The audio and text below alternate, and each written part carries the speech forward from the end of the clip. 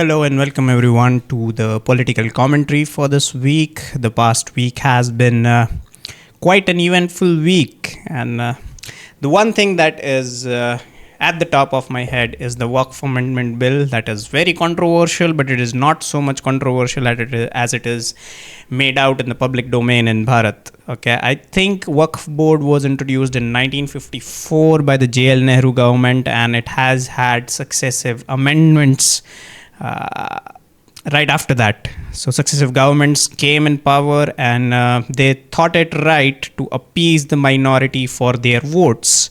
Yes, it was a political instrument that was used by the JL Nehru government to appease and seek votes from the Muslims at that time. Now, at that time, currently, when there is an amendment in the bill, I see a lot of people are crying out loud about how exactly it violates the principle of equality in our constitution.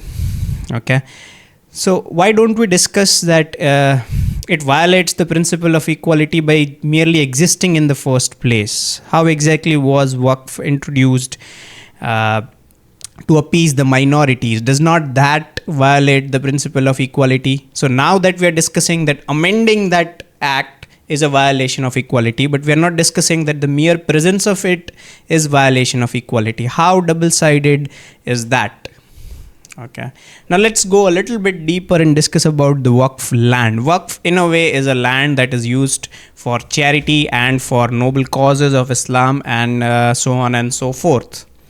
The largest Waqf that was given to the Muslims was in 1947. That was the country of Pakistan. Remember the geography on which the nation state of Islam, that is what they say, a nation that was based on the principle of Islam, that is located on the holy land of Bharat. That was the largest Waqf that was given to them in 1947. And post 1947, they were still asking for their exclusive right to claim land in the name of their God and in the name of charity and so on and so forth. So how exactly do you reconcile this with the argument of equality?